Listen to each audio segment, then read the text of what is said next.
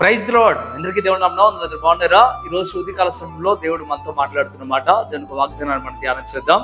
చూడండి, కీర్తన గ్రంథం 23వ అధ్యాయం 6వ వచనంలో ఈ రీతిగా రాయబడుతూ ఉంది.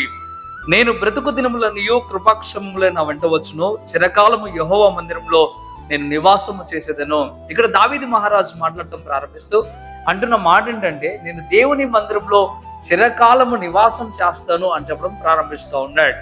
ఈరోజు పునరుద్ధాన దినం. అయితే దేవుని మందిరంలో గడపాలని ఆలోచన మీకుందా? ఆదివారం దేవుని సన్నిధికి వెళ్ళాలని, దేవుని సన్నిధిలో నేను గడపాలని, దేవునితో పాటు నేను నివసించాలని ఆశ నీకుందా? దావీదైతే అంటున్నాడు, నాకు చిరకాలము దేవుని మందిరంలో, యెహోవా మందిరంలో నేను గడపాలని నాకు ఆశ ఉందని చెప్పడం ప్రారంభిస్తూ ఉన్నాడు.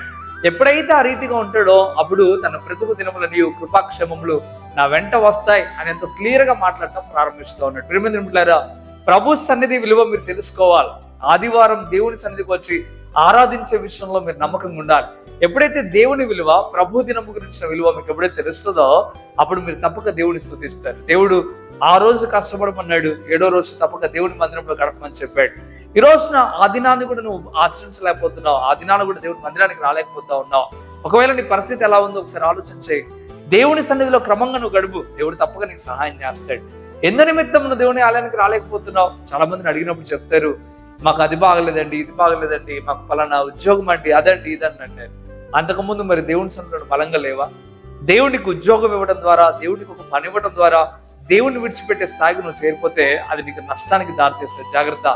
దేవుని కొరకు, దేవుని యొక్క పని కొరకు నువ్వు తప్పకుండా నువ్వు ముందడుగు వేసినప్పుడు దేవుడు తప్పకుండా నిన్ను దీవిస్తాడు, నేను ముందుకు నడిపించడానికి సిద్ధపడతాడు. అందుకే దావీదు మహారాజు అన్నట్లుగానే మనం కూడా ఆ రీతిగా ఉండాలా. చిరకాలం యెహోవా మందిరంలో నేను నివాసం చేస్తానని చెప్పినట్లుగా మీరు కూడా ప్రతి ఆదివారం కానీ ఎప్పుడు ప్రార్థన, ఎప్పుడు ఏ స్థితి, ఎప్పుడు దేవుడిని స్తుతించాలో దేవుని సన్నిధిలో ఖచ్చితంగా మీరు ఉండాలని కోరుకుంటా ఉన్నాడు దేవుడు. అందుకే ఈ రోజు నేను ప్రభా, దావీదులాగా నేను కూడా చిరకాలం నీ మందిరంలో గడుపుతాను ప్రభా, నీ సన్నిధిలో ఉంటాను ప్రభా అని ఒక మాట దేవుడిని చెప్పు.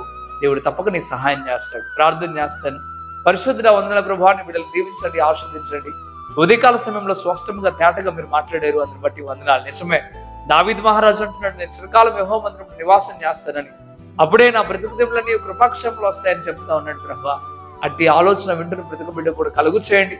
మీ సన్నిధి విలువ తెలుసుకోవడానికి సహాయం తెచ్చేయండి, మీ సన్నిధికి వెళ్ళడానికి సహాయం తెచ్చేయండి. ఎవరైతే మందిరానికి వస్తూ అయా సిద్ధపడుతూ ఉన్నారో వారందరినీ దీవించి ఆస్వాదించండి.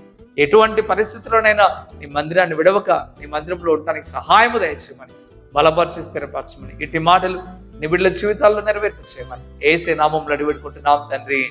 ఆమేన్, ఆమేన్. మంచిది ప్రియమిత్రులారా, ఈ వాగ్దానం ద్వారా దేవుడు మీతో మాట్లాడినట్లయితే తప్పక ఈ వాగ్దానాన్ని లైక్ చేయండి, షేర్ చేయండి. అనేకులకు మీరు ఈ యొక్క వాగ్దానాన్ని షేర్ చేయడం ద్వారా మీరు సువార్త ప్రకటించిన వారు అవుతారు. ప్రభువులో మీరు వారిని బలపరిచిన వారు అవుతారు. ప్రభు మిమ్మలను, మీ కుటుంబాలను దీవించి ఆశీర్వదించును గాక. Amen. God bless you. Praise the lord.